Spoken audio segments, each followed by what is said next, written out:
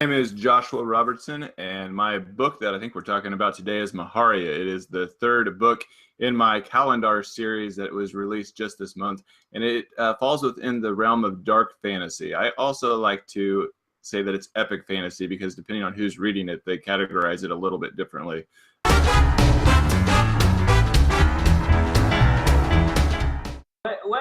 When Maharia begins, where are we within the storyline? That's a great question. For Maharia, it takes place, of course, it's the third book in the trilogy. So what's happened so far is we got this creature called a cross in my book. And what he is he's kind of like a demon slash goblin type of creature is the best way to describe him. He's a little tiny, about half the size of a human, and he used to be a slave to these magical beings called the Highborn, and now he has lived almost 1,200 years. He's in a city. His best friend has been kidnapped, and he's got this cursed dagger that he's bonded with that he can't get rid of, and he's got demons coming after it to use that dagger to destroy the ash tree. And so he's in all sorts of turmoil. He's trying to figure out, how do I get rid of this dagger? How do I stop the demons? And how do I rescue my friend that's rotting away in a dungeon? You've written a lot of books, and you're publishing constantly. So I would imagine that you have a good rhythm, and you're starting to figure out, what works and doesn't work. But in terms of this book, was there anything writing wise that you did differently that you hadn't done in the previous book? Maharia, I would say, wasn't real difficult for me to write. I had this series planned out from the beginning. I knew how it was going to end. I had a really good concept of how this book was going to unfold, which is not to say there wasn't a lot of trepidation about it, because I wasn't certain, if it was going to meet a length standard based on what I had planned out. But it was actually my longest work out of all the books. But the process was pretty fluid. Now, with that being said, I just finished up the rough draft of another book called Blood and Bile that I'm writing with J.C. Boyd, and that has been a wild ride in trying to figure out that process. And now that I'm working on some fresh books, I'm having to go back to the basics and trying to map out characters and structure that book back out, because I've been so used to writing with the same characters in the same world. Element of the process do you think you're the strongest at? Are you a good map builder, language? Where do you think your strength lies the most? It's not in language, Joe. I think probably it has a lot to do with government, actually, and religion. Those are two parts of the world building that I really enjoy. I like history as well, and so one of the things that I spent quite a bit of time this winter doing was sitting down with Aeon Timeline and building out the full history of my world, which included all the wars and the separations and the conquering of lands and people. And I really enjoy that aspect of it. Unfortunately, you don't see all of that in the books. It's just more of my own knowledge. But readers can go to my website and they can explore that a little bit more in depth. Have you ever had a tough time with a scene, writing-wise, knowing where it's going to the point where you had to give it a moment or walk away from it? Yeah, my main character in my series, Branimir, who I've been told by many readers is the most lovable fantasy character that you'll ever come across. I have a hard time with him sometimes, because in Melkorka, you meet him where he's a slave, and his worldview is very limited, his language is very limited, and he has a hard time processing his own thoughts because his masters had always told him how to think and how to feel and what to do. And even though I understand that, there's many times that I put words in his mouth that don't make sense for him to say, or I put him in situations that just breaks my little heart, that he has to find a way to escape the corner in the room that I placed him in. And he's just such a good guy, and it sucks that he gets put there. And so I have to walk away and be like, how would he really process this, and how would he get out of this, and how would he communicate this to the reader?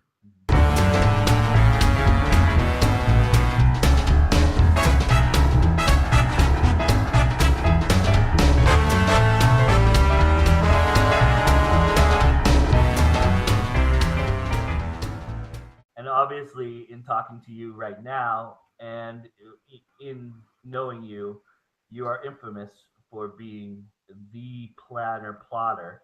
Yes. You go to the T's and the I's and dot them very strongly.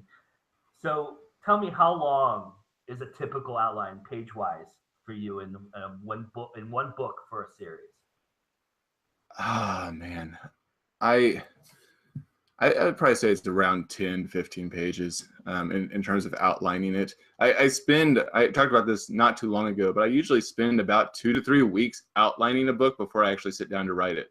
So it's about 2 weeks to sit down and outline it, get it all fleshed out, figure out what my arcs look like, who my characters are, all that jazz. And then I write the book in about 20 to 25 days. Are we introduced to any new characters in this book? We are. There's a character named Alyana, which we see her in previous books, but she's always on the side of the bad guys. And in this book, she essentially switches sides and comes onto the side of the good guys. She's a very intriguing character. She's a skin switcher, which means that she can change into any animal that is acceptable by her bloodline. But she's also a Kadari, which means that she can use elemental magic like fire, water, stone. So she's a mixed blood, and it's kind of hard to figure out what her motivations truly are. I'm not going to drop any giveaways, but she's the newest character in the book and takes a pretty significant role.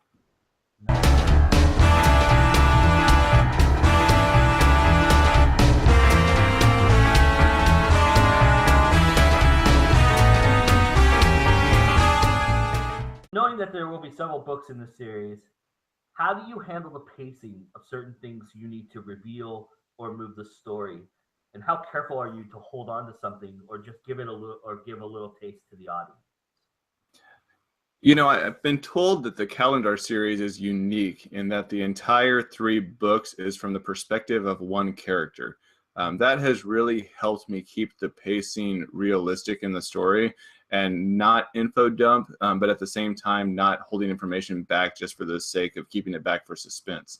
I tried when I was younger to write from multiple perspectives and character points, and those drafts are hideous to look at because it's like 5 pages of just complete info dump, or I'm beating around the bush chapter after chapter after chapter for no real reason but to try to keep suspense, and it's frustrating. So I went to writing from one character, and doing that allowed me to keep everything in that character's viewpoint. And so they only could learn information when they were speaking to certain characters or when it became revealed to them, which helped me out. I think now, after having 4 or 5 books underneath my belt, I feel more confident to go back to the multi-character perspective and be able to patternize it in a similar manner, but always keeping it within the character viewpoint. You mentioned that you describe this as dark fantasy, but you'd like to think that there's some epic fantasy in there, or that you would like readers to make it so that they would say the genre is epic fantasy to some extent. So do you, within each book, look for a spot that you can balance the story with a little lightness to make sure, one, that it's not all dark and that the darkness has a maximum effect? Yeah, I'm really glad you brought that up, actually, Joe, because I've been talking with several folks about this. The reason that it's oftentimes classified as dark fantasy is because I have some scenes in there that allude to rape. There's some cannibalism in there. There's some graphic horror scenes. There's torture in there. Horror scenes, graphic battle scenes, and then there's torture in there. But for many fantasy readers, those really don't take you over into the dark fantasy department. I don't have things that would fall in a horror novel, I don't think. But yeah, I definitely like to balance it with some positive scenes and some more epic moments for the characters that makes it fall into that epic high fantasy type of thing. And it has a lot of tropes that fit with that as well. Great examples, I don't want to give away the full of it, but in the 3rd book in Maharia, there's actually a romance that comes to fruition through some of the side characters. For anyone that knows my writing, I don't usually delve into the romance. I'm very much set on a Tolkien-esque type of response where it's, the fantasy fellowship that's going out and fighting the bad guys, and that's the primary focus, is the sword and board and the hack and slash with a little bit of theology thrown into it. But I touched on romance in the 3rd book, and it was something that built up through the first 2 books that I was like, yeah, we're going to go ahead and let this go the full scope, just so that it really gets that epic fantasy rating. Tell us, for the new readers, people that we're going to bring to this series, one thing, maybe within subtext, that they should be looking for when they start this series and start reading through it, that you haven't kind of hit over the head with.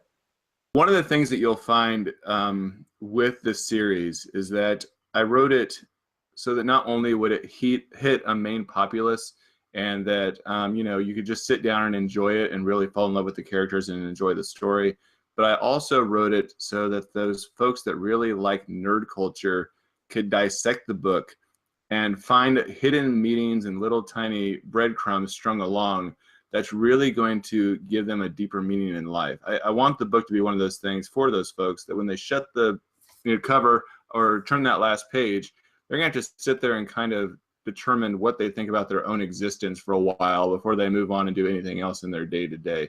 And that was a big thing for me in writing this. You wanted to be a series that you could pick up and read time and time again, and every time you read it, something new would step out to you or stand out to you, and it would make you contemplate something different in your own existence or your own life, and bring that fantasy back to reality. I learned tons through fantasy works when I was a kid, and that's something that I wanted to give back to fantasy fiction.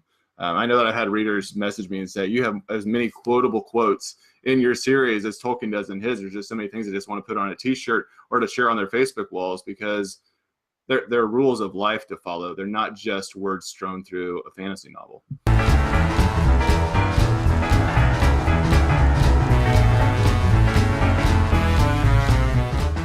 My address is, no, I'm just kidding. You can find me at robertsonwrites.com. That's ROBERTSONWRITES.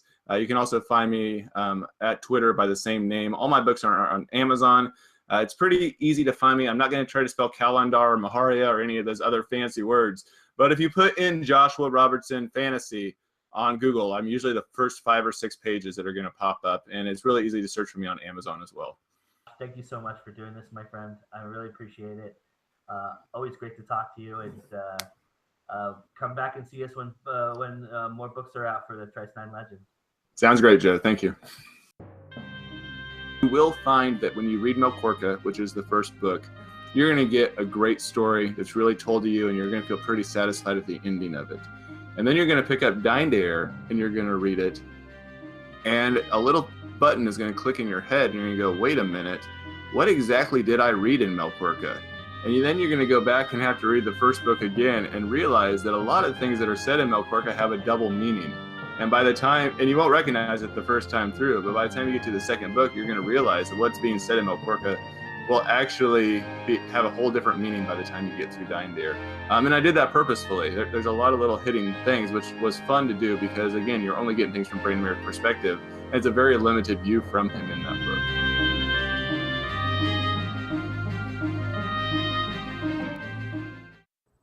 Hey, thanks a lot for watching our latest episode of our show. I hope you're enjoying what you're watching. And if you are, it would be really great if you could please like the video, share it, comment. It really helps us out. It gets us seen. It gets all these indie artists seen. And it's really an important thing for the YouTube community. So please, please, definitely like, share, comment the video that you just watched and any video that we produce.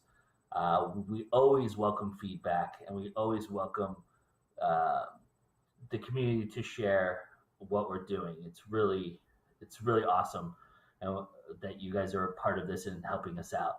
Also, please, if you see something you like or you think that's interesting, or you listen to an interview and you want to learn more about that person, go to our website. Our website link is going to be right here on this video. So check it out and go and patronize these great indie artists. Go buy their stuff.